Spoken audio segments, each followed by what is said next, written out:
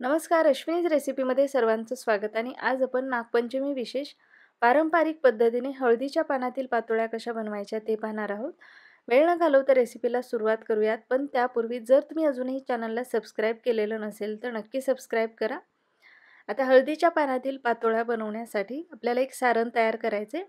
त्यासाठी इथे मी 2 कप एवढं ओलं खोबरं घेतलेले आणि 1.25 कप एवढा गूळ घेतलेला आहे. आता गुळाचं जे प्रमाण आहे तुम्ही थोडंसं कमी देखील घेऊ शकता. आता गॅसवरती एक कढई गरम करायला ठेवायची आणि त्यामध्ये थोडंसं तूप घालायचे आणि 1 चमचावर एवढी यामध्ये खसखस घालायची. आता जो आपण नारळ घेतलेला आहे तो घालूयात आणि 1-2 मिनिटं याला असंच परतून घेऊयात. आता हे थोडंसं परतून झालं की यामध्ये आपण जो गूळ घेतलेला आहे तो घालायचा. गूळ शक्यतो बारीक चिरून घ्यायचा म्हणजे पटकन मिक्स होतं यामध्ये. आणि इथे मी 1.25 कप एवढा गूळ घेतलेला आहे. जर तुम्हाला थोडंसं कमी गोड आवडत असेल तर तुम्ही 1 कपही घेऊ शकता. पण खूप जर 1.25 कपापेक्षा जास्त जर प्रमाणामध्ये गूळ घेतला तर आपलं जे सारण आहे खूप पातळ होतं आणि मग पातोळ्या व्यवस्थित बनवता येत नाहीत, सारण बाहेर येतं. त्यामुळं गुळाचं प्रमाण व्यवस्थितच घ्यायचं. आता याला मी या पद्धतीने छान परतून घेतलेलं आहे. आपलं जे मिश्रण आहे छान घट्ट होईपर्यंत याला परतायचे, खूप पातळ ठेवायचं नाही. आणि सगळ्यात शेवटी यामध्ये थोडी वेलची पूड घालायची. वेलची पूड घालून मिक्स करून घेतलं आहे. आता सारण बघू शकता चांगलं घट्ट झालेलं आहे. गॅस बंद करायचा आणि हे थंड व्हायला ठेवायचं. आता इथे मी 2 कप एवढं तांदळाचं पीठ घेतलेलं आहे. यासाठी तांदळाचं पीठ घेताना छान बारीक पीठ घ्यायचे आणि चांगल्या तांदळाचं वापरायचं. म्हणजे आपण जेव्हा उकडीचे मोदक बनवतो त्यासाठी जे पीठ वापरतो तेच पीठ यासाठीही वापरायचे. 2 कप पीठ आहे. त्यासाठी आपल्याला आता गॅसवरती एक भांडं गरम करायला ठेवून त्यामध्ये 2 कप एवढंच पाणी घालायचं. जेवढं पीठ घेतलं तेवढंच पाणी घालायचं आणि तेवढंच आपल्याला नारळही घ्यायचं आहे. चिमूटभर मीठ घालायचं आणि अगदी थोडंसं यामध्ये तूप घालायचं. तूप घातल्यामुळे आपली जी उकड आहे ती छान मऊसूत होते आणि पातोळ्या छान होतात. आता याला चांगली उकळी येऊ द्यायची. पाण्याला चांगली उकळी आली, गॅसची फ्लेम कमी करायची आणि आपण जे पीठ घेतलेलं आहे ते यामध्ये घालून त्याला असं मिक्स करून घ्यायचं. खूप जास्तही मिक्स करण्याची गरज नाही, हलकंसंच मिक्स करायचं. गॅसची फ्लेम आता मोठी करायची नाही, आपल्याला अगदी कमी ठेवायची. असं मिक्स करून झाले की यावर झाकण ठेवायचं, गॅस बंद करायचा आणि हे असंच आपल्याला 10-12 मिनटं झाकून ठेवायचं. 10-12 मिनटामध्ये आपलं जे पीठ आहे चांगलं वाफवून होतं. आता हे आपण एका परातीमध्ये काढून घेऊयात. बघू शकता पीठ भरपूर गरम आहे आणि असं गरम असतानाच याला मऊ करून घ्यायचं आहे. म्हणजे आपली जी उकड आहे पिठाची छान मऊसूत होते.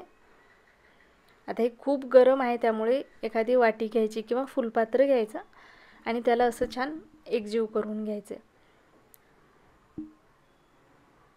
चांगलं मिक्स करून घ्यायचं आणि थोडंसं गार झालं की याला आपल्याला पुन्हा हाताने मऊ करून घ्यायचं आहे. हाताला थोडंसं गार पाणी लावायचं किंवा हात पाण्यामध्ये बुडवायचा.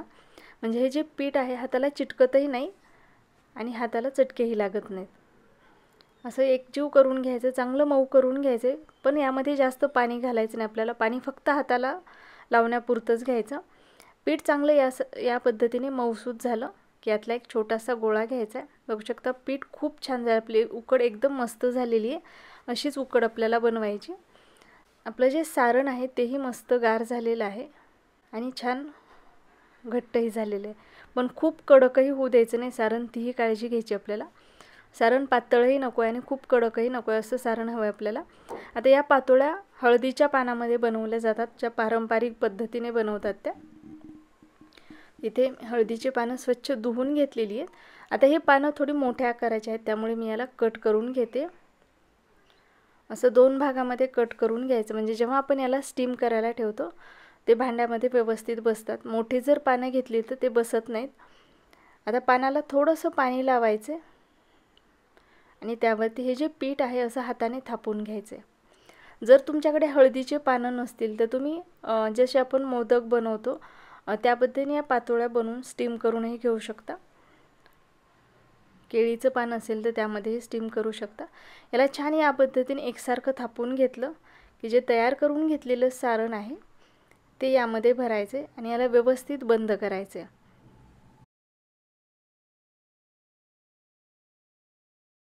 सगळ्या बाजूने व्यवस्थित बंद व्हायला हवं आहे.